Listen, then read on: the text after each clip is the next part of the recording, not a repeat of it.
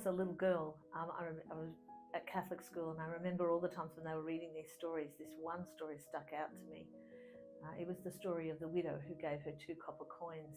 And the way that Jesus spoke about her so admirably made me understand, even from an early age, that it was of great value to give generously to the kingdom and to the work of God, and obviously through, in her case, the temple, and in our case today, the church. And as a result, I've always understood that whatever was given to me from God belonged to God, and that I was blessed with it. And so it was always to honour God with it first, and then whatever joy I was to get out of that was after that. Consequently, I've always, known to tithe my gross wage. I don't ask anyone else to do anything that way. It's always been just the way I felt like I wanted to give. But I recognise that the Bible talks about, giving cheerfully what you want to give, so it never worried me what other people give. I never think of it as a rule. I just think it's what I want to do. But then as the years went on, God started to convict me in other ways about my finances, and things would come up in the life of the church, whichever churches I was in, that I would feel really compelled just by the Holy Spirit to do some things with. There's a lovely verse that says, "A man's heart plans his way, but the Lord directs his steps," in Proverbs 16:9. And that's pretty much how I see my finances. I have them, I plan with them.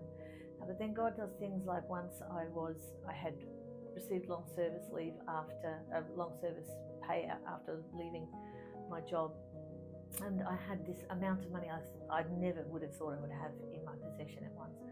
And I felt this real, at the same time, awareness that the church I was in, they were struggling, and the pastor couldn't be paid. And it was just, there in our faces all the time, knowing that was a need in the church.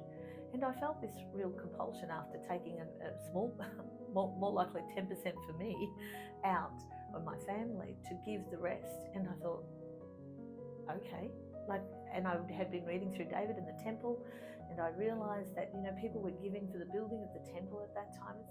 It's not coincidence that I was reading the Bible at that time, I don't think. And I felt God saying, you can give this, it's okay. So I did. We did. We agreed as a family we would do that, and felt no fear. Over the years, I wondered often, was that worth it? Because that church eventually, many years later, did actually end up folding because they couldn't manage with the number of people who were not attending and the tithes they were not receiving. And I often ask God, did I waste that money? Not as in wasting giving it to the kingdom, but was it purposeful? Anyway, years later, God said to me, actually, have you noticed that you don't lack? And I'm not saying this is a recipe or a formula, but I have realised that God was showing me how many times in my life we were struggling but never lacked. How many times we would get ourselves into hot water, not deliberately or through even bad decisions, but just through life. And we didn't lack. And I felt like he was saying, no matter what you give, for what purpose, I've got you covered in the same way that your giving helps me cover other things. And so I just feel like contributing to the church is saying to God, I love you, thank you so much for everything you've given me. And thank you for all the things I don't even know yet that you're going to give me.